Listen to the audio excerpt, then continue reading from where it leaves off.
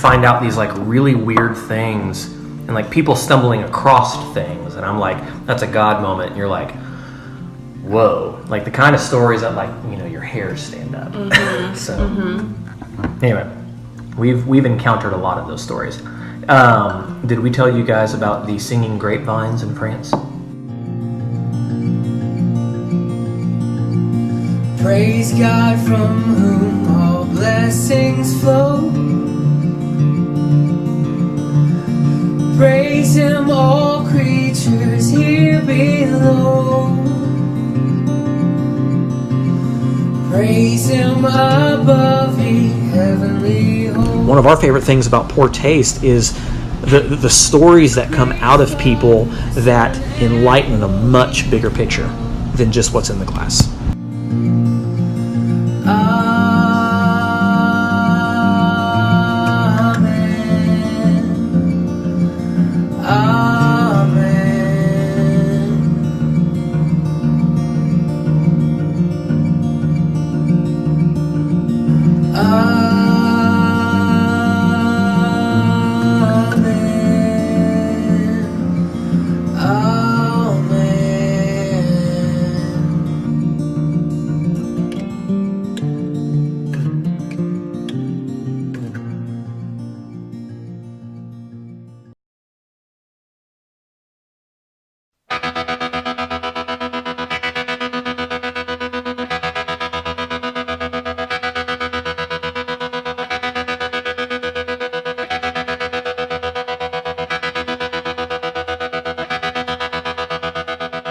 My name is John Yeager, and along with my wife Lindsay, we own the Nashville-based cocktail creative PourTaste.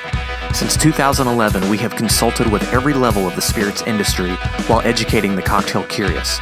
Now, we're inviting you behind the scenes to see the people, the places, and to experience the palate that have helped define world history. Welcome to our documentary series, PourTaste.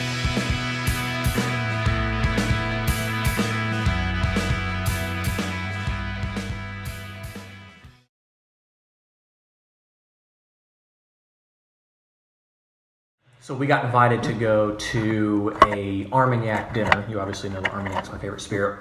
There was an importer that happened to be in Nashville for a couple of days. Hey, you're a huge Armagnac fan. We've got a family, a couple here who distills Armagnac. We're going to take a few people out to dinner. Do you guys want to go? We're like, of course. So when I say couple, it's like, A, they are our grandparents' age. I mean, they were at least 80. B, their family has been doing it since Christ has been walking. Like they didn't like Pat's Joe Vodka Distillery that we just, I mean, they've been like doing it forever. They have found Roman coins in their vineyards. Wow. So so when we find out who was coming, we're like, we didn't know them. We had never tasted their juice, but we were just like, duh, of course. right? So broken English, but they're like so unbelievably sweet. So the way that the table, beautiful. Yeah, I mean they're just Beautiful, like handsome French people, just cool. They're just cool, right? So we're sitting at a long table like this, and Lindsay and I and the old couple, they're here, and everybody else is around here. So, and I don't think he was telling the story to everybody else. I think there was just general chatter. Long story short, their family has been doing this for centuries, so they realized this plot of land, the vines weren't growing, they were producing no grapes. But they got this idea to like, they were curious about like if these plants were going to resonate with other like, you know, music or art or something else coming from like us, right? So they hired this, I mean, to me in my mind, it's like, it looks like Willy Wonka, and it looks like, I don't know, like people coming in with like really crazy machinery. But all that said, they hire guys to come in and literally set up microphones and record the field for, I think, if my memory serves me correctly, a couple of days. They're just recording air. Obviously, it's just passing wind. So they then take those recordings and somehow in their like science world, they are able to analyze like breaks in the air somehow. They take those and they give them to a composer, like a professional composer. Guy's been doing it for years. Somehow, and I don't remember how, he is able to put those spikes into notes, What they got out of that was Gregorian chant, right? They then go play Gregorian chant back to the vines, and months later they're producing grapes. Wow. So anyway, so the dude's telling us this story, and we're like drinking, having fun, and it was like, right? Mm-hmm. Our hairs start to stand up, and it was like, it was like the Lord spoke. Mm-hmm. So he leans over in broken English. He was telling us the story, and we're like, everybody else is partying, and we're like, what? Yeah, we were just like, our whole world just... Our whole world. He was like, we recorded the sound. It came out to be Gregorian chant naturally from the plants. Now we're playing it back to them to give them life. So he leans over to you, and in broken English, he was like, it's as if the church knew what they were doing all along. Oh. And we were just like, done. I think telling stories like that kind of dispels the alcohol is for partying vibe. Right. There's more to it. There is a depth. Yeah. And there is a society based on it. And there is a culture based on it. And there is a community based on it. And I think there's so much more to it. That's the thing we're talking about. Patience required to bring these to fruition. Right. The amount of time spent bringing these things to quality is something I don't have. Right. I just Centuries get to long. enjoy. Centuries just for one ingredient. Yeah. Right. For something you might put 1 ounce of in, or or I think it's the Bucare recipe that's only a 1/4 ounce of Benedictine. Right. So Yeah. a 1/4 ounce of your entire drink. But it adds Has so an much. entire lifetime is built upon it. Right. Yeah. So, Generations of family. literally generations. That's exactly right. Yeah.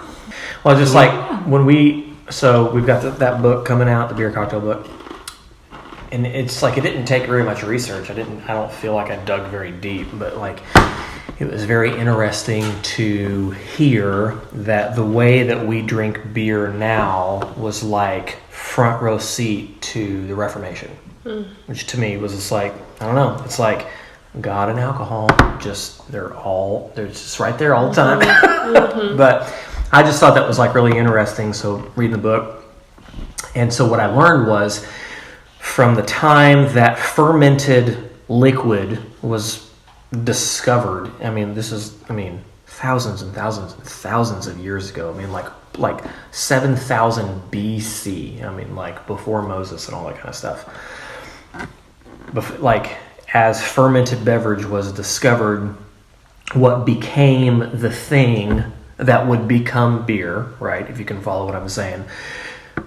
What happened around the time that Jesus was walking was the grains that they were mashing, putting in water, letting boil, almost kind of like a soup. The way that they would make that taste better is it's called gruit. So gruit, Gruit. I just had to play that in my mind. So gruit, to say gruit is to say like a spice blend. So everybody kind of had their own version of gruit. It was and what that spice blend would do is it would stabilize the beer, and it would also flavor I say beer, they didn't even know it was beer then, but it was this fermented thing. So, she might put cinnamon and hogwort and yarrow, all these really weird ingredients. She might grind those up in a pestle and put those in. I might use yarrow and cinnamon and ginger and juniper. Right, so to say gruit was just like a spice blend and everybody did theirs, but what they realized was that those spices added like a stabilization thing, they added a flavor thing, and in our research what was kind of cool was just finding out that, so when we drink beer today, it is predominantly based off of hops. So there is a grain and a water and a yeast thing that happens in the tank, but the way that it's able to sit on the shelves and what gives any beer its bitterness is now hops. 99.9999999% of beers that we go by today have some amount of hops in them to stabilize them. What I found interesting was this was what Martin Luther used to kind of give the middle finger to church, like Big C church, like government church, right? So the advent of hops, he came before the Reformation, but it was this DIY, do it in your garage thing. There were a couple of guys, and so hops are, if you were to dry hops, you would have little dried flowers about the size of a walnut. And so what you would do is you would take a bushel of those, put this in your soup pot that would then become beer, and just kind of let those sit. So there were a couple of guys doing that in their medieval garage, but right, in their medieval garage. I want to see what that is. Exactly. But the Holy Roman Empire, the church, the capital C church, they were able to track and tax Gruit. So they knew that everybody was making beer. They knew that everybody was making their spice blends. So they literally had guys walking around. Okay, what do you have? Okay, what do you have? Okay, what do you have? And so there were multiple ways that when, and I like reading about Martin Luther because I think it's a God moment in history where he like reads the Bible outside of anybody else's control. This is not what I'm to understand. Holy cow. Okay, I'm done. I'm out. I'm going to do something else. There were multiple ways that they gave the middle finger to Big C Church, but one of the ways was how they brewed beer. And so the church did not know about hops. They weren't able to tax it. They didn't know where it was found. They didn't know how it was tracked. They had guys who were like bringing bushels of dried flowers that they didn't even know what it was. So in broad daylight, they were just sneaking in these ingredients that like, it wasn't like Underground Railroad kind of stuff, but in broad daylight it kind of was. So not only Martin Luther, but all these other guys were like, cool, like bring us your stuff. So they're like literally walking in with like carts pulled by oxen and just Roman soldiers just like, oh, cool, flowers, go. Oh, Gruit, okay, cool. I got you down. They just had no idea how to tax it. So to me, it's like that goes back to that story point where it's just like, just the idea of beer, like how all beer that we are drinking now, it was like this religious freedom act. And then it just stuck. So I don't know. To me, it's like those things are very cool. Yeah. I can say that must have an influence for you guys because to me, you guys are the Martin Luthers of cocktail world. I mean, you're making it like yes. To draw an analogy, it's just like before for us, fine drinks were in the hands of the cocktail gods and the priest, and you would go and hope that they would bestow upon you something awesome. All of a sudden, you hear these like really random stories, and even if they're not like specific stories, like this one thing happened on this one day, it's just like you find out about this culture that like makes geographical places more important. It's like there's this like underbelly of cool, and it's like to me that's what makes all this cool. And